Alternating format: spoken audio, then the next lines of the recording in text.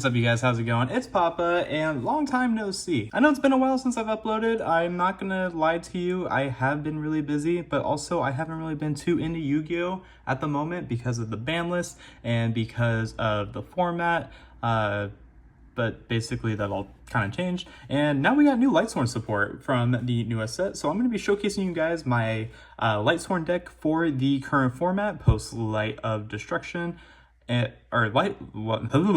Legacy of Destruction, I should be saying. For those that don't know, longtime friends of mine will know that this is my favorite deck of all time. Any chance that I get to play this deck, I am on top of it. Like your mom. This deck just got a whole lot of support, and it's honestly just making me feel so much better about wanting to play again. And honestly, I haven't been going to locals, I just haven't been uploading matches, mainly because the last matches that I did record were previous ban lists, and they were before the actual set has come out. So I didn't really want to upload those, mainly because I felt that they were going to be kind of updated after this deck comes out. But I'm really excited. Oh yeah! There's a lot to go over, and I'm going to be showcasing you guys the new cards as well in this profile. Cards like Lightsworn Dragonling, card like the, what's it called? The Weiss, the new Minerva Synchro, basically all of it. So we're just going to go ahead and get into the deck profile. We play one copy of the original Judgment Dragon. You gotta love JD. Basically, for those that don't know, if you have never played Edison before or have just never played against Lightsworn, basically you can special summon this card by having 4 different Lightsworns in the graveyard, and then you can pay 1,000 and then you blow up the board. Very strong card, 3,000 attack as well, is nothing to sneeze at. And then we're on one copy of Punishment Dragon. Punishment Dragon is basically the dark version of Judgment Dragon. You basically special summon this card by having 4 different Lightsworn monsters banished, and when you do that you get to special summon it, of course. And then also once per turn you can pay 1,000 life points and shuffle into the deck all cards in the graveyard and all face up cards except for Lightsworn monsters. So basically you are resetting the whole field. You are basically putting everything back into the deck, and then you have all your Lightsworns in the graveyard, so that way you can still summon this, you can still summon your JD, whatever it may be. And then same thing as well. And then if this is on the field and you have a Lightsworn on the field that activates its effect, you can mill 4 cards from the deck to the graveyard. So very strong. It's basically the opposite of JD. Like I said, this is the dark version, this is the light version. But that's going to do it for the big dragons. I'm going to go ahead and showcase the rest of the profile. For the brand new dragon, we have Baby Judgment Dragon himself. We have Lightsworn Dragonling, and this card is a boss. Absolutely, I'm the boss. This card reads that if you have a Lightsworn monster in your graveyard, you can special summon this card from your hand, and if it is special summoned, you can send 1 Lightsworn card from your deck to the graveyard, except for Lightsworn Dragonling. And if this card is sent to the graveyard, you can add 1 dragon monster with 3,000 attack and 2,600 defense from the deck to the hand. Each effect is once per turn, so being able to stack all 3 effects is very strong, of course. And then if you didn't know, you can search either one of these guys, since they both have 3,000 attack and 2,600 defense. So card's very strong. It's a level 4 as well, so that helps you with your Minerva plays, it helps you with your Minerva Synchro plays, and basically just helps get the deck rolling. Biggest disrespect from the new set is that we have 3 copies of common Weiss Lightsworn Archfiend. Hopefully this gets a foil print sometime soon, because this card is basically the new bread and butter for the deck. We don't play Raiden, we don't play Lumina, we don't play Lila. We play this because it is probably the best card in the deck right now. You can place 1 other Lightsworn card from your hand to the top of the deck, and then special summon this card, and then immediately send the top 2 cards of your deck to the graveyard. And if this card is sent from the deck to the graveyard, you can target a Lightsworn monster in your graveyard, except for Weiss, and special summon it. So both effects also being once per turn, very strong. But basically this is a tuner that helps you get into your new Minerva Synchro. It is very strong, and just each effect once per turn, so you can just keep utilizing both effects. And then just having recursion is also very nice when it is sent to the grave. So you really can't go wrong with this card. This card is just super strong, and why wouldn't you want to play it? For our millers, we have 3 copies of Felice Lightsworn Archer, followed by 3 copies of Wolf Lightsworn Beast, and we have 1 copy of Baby Minerva. We're the millers. Every time these cards are sent to the graveyard, they have different effects. This card immediately triggers when it is sent to the graveyard, so it has to summon as much as possible. Felice is just a little bit opposite. What Felice does is when it is sent from the deck to the grave by a monster effect,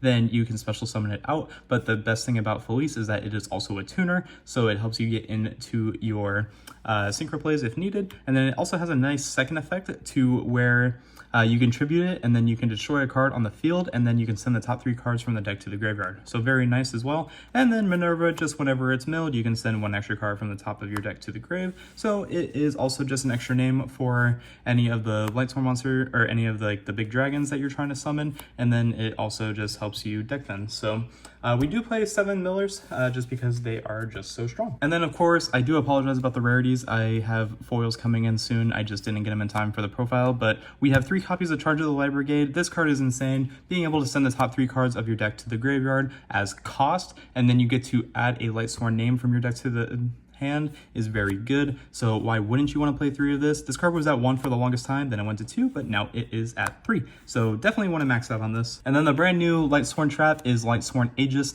This card reads that when it is sent from the deck to the graveyard, you can set this card from the graveyard to the field. The second effect of this card is that you can target face-up cards your opponent controls up to the number of Lightsworn monsters you control, and you can negate their effects until the end of the turn. So basically, if your opponent evenly matches you, and then you control a Lightsworn, you can flip this, and then it will negate that evenly match. So it is very strong for that. It helps you out cards like Forbidden Droplet as well, and then it just has multiple utilities. So why would you not want to play this card? And it's so free, because if it's milled, then you can set it, and it basically just helps you win from there. So only play 1 though, you don't need multiples. I think 1 is just fine. So that's it for the Lightsworn lineup. It is quite a bit, but that's because it is the main focus of the deck, because we can do that again. Following the Lightsworn lineup, we are on 3 copies of Imseti, so I do apologize budget players, but this is probably not the cheapest deck that you can play.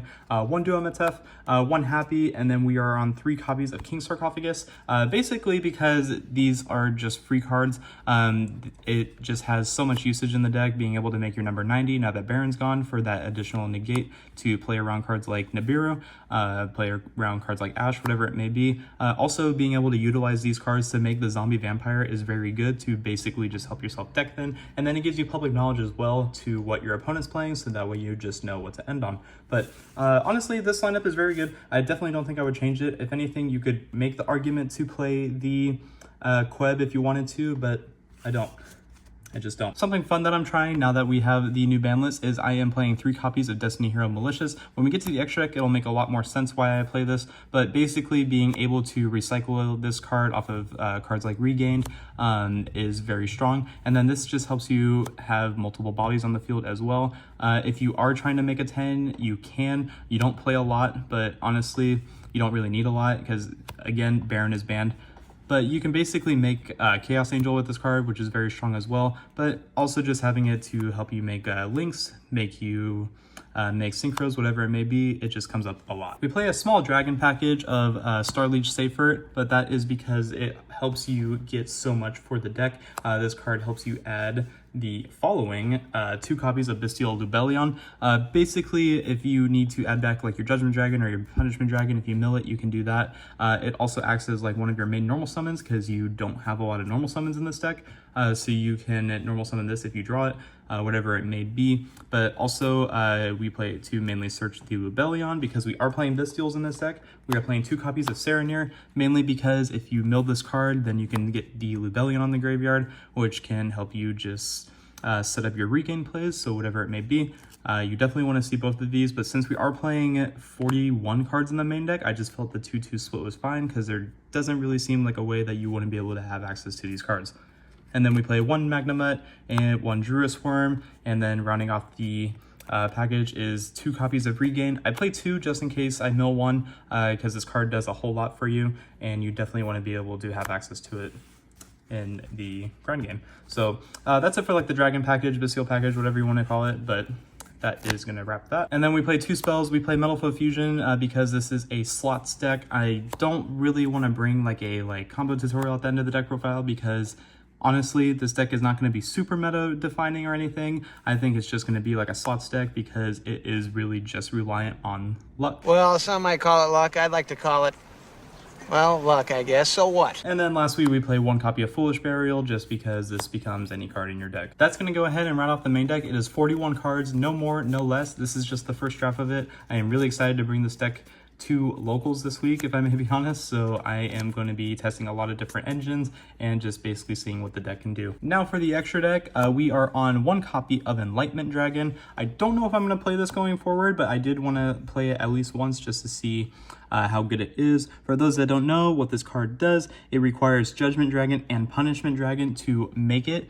And then it is also stating the following, that it must be special summoned from the extra deck by banishing the above monsters, by having one from the field and one from the graveyard. And then once per turn, you can pay 2,000 life points and banish all cards on the field and in the graveyard.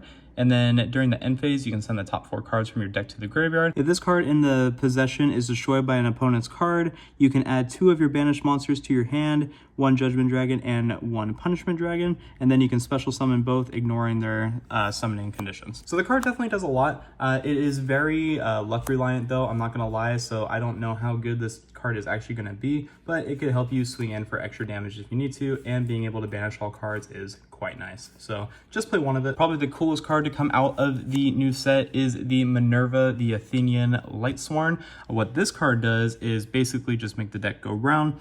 Lightsworn monsters you control cannot be banished by card effects. When this card is synchro summoned, you can send Lightsworn monsters with different types from your deck to the graveyard, up to the number of Lightsworn monsters used as the card's material, and then you can banish up to 4 Lightsworn monsters from your graveyard and send that many cards from the top of your deck to the graveyard. So basically this card just helps you mill essentially up to 6 cards from your deck, which is very good. And then it also just has some protection effects for your Lightsworns as well. So you definitely want to max out on it. We play 2 just in case one gets stopped and you need it on the follow-up play, but it is very easy to access for this deck. We play 1 Cypher Lord Omega. I don't really know how often this will come up, but I honestly would rather just have this get used than anything else. I feel like just having an Omega is just really good, especially if your opponent's hand trapping you. With multiple hand traps in the format right now, you definitely want to be able to hand rip as much as possible, and the less cards they start off with, the better. So 1 Omega. We play 1 Chaos Angel. Comes up every now and then. You don't really make it too much, but again, since Baron's banned, I feel like you do have to play some Synchro 10 in the meantime. I'm not playing Dissipator. I know that may come as a surprise, but I feel like you don't need Dissipator, and the extra deck is really tight. If you really want to play Dissipator, you can. I would say take out the Enlightenment Dragon for the Dissipator, because that's honestly what was differentiating the choices for the deck. So in the meantime, we just play 1 Chaos Angel. I hate doing this, I really do. I have my Crystal Wing Synchro Dragon lent out to a friend right now. So this is a Crystal Wing Synchro Dragon, and you are able to make that because of Crimson Dragon. Basically, when you send a Felice off of the Minerva Synchro, you basically use those 2 to make Crimson Dragon, and then if you have another Synchro on the field, then you can target it with the Crimson Dragon, and then you put it back, and then you're basically making the Crystal Wing. So very good for that. And then basically when you have the Crystal Wing out, that's just an extra form of negation. So we're just going to test it out, see if we like it. If we don't, then you can play something else, but it's all just preference. I'm just saying you should try this. For the Xyz monsters, we play 1 Minerva, the Exalted Lightsworn. I had to dust her off because it's been a while. We play 1 Zombie Vampire because, like I said earlier, we are trying to mill as many cards from the deck to the grave as possible, and getting that extra form of knowledge from your opponent is very nice, so why wouldn't you want to play it? And then we are on 1 copy of number 90. Again, this card is just a powerhouse. It is basically your protection from cards like Nibiru, so you definitely want to play some kind of form of negation for that, because this deck loses pretty hard to nib, if I may be honest. For the links, there's not really a whole lot. We play 1 Hieratic Seal because we all the Bestials are dragons, so it is possible to make with this, and with another card I'll show you shortly. 1 Masquerena, just because sometimes you do need to have 2 arrows pointing down to keep extending, and honestly, this could be a Dark Charmer, this could be a Light Charmer, whatever you want it to be. I'm just playing Masquerena for now because we are also playing the Little Knight, and then also whatever you may need. You can also make Apollosa as well with the Masquerena during your opponent's turn to just have extra forms of negation.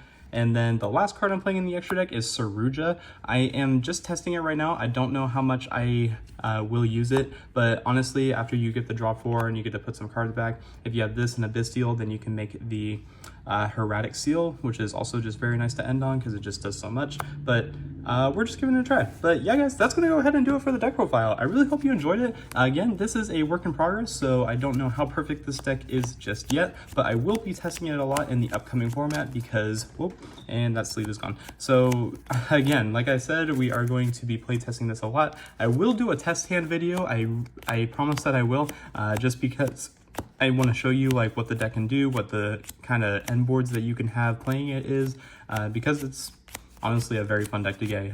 Whoa. It's a very fun deck to play, if I may be honest. But yeah, I'm just really excited. Sorry if I like kind of rush things. I'm just really excited to start playing this deck. So let me know what you think in the comment section down below. And until next time, guys, let me know what you are also going to be playing for the upcoming format. But yeah, until next time, guys, this has been Papa, and I will catch you all in my next video.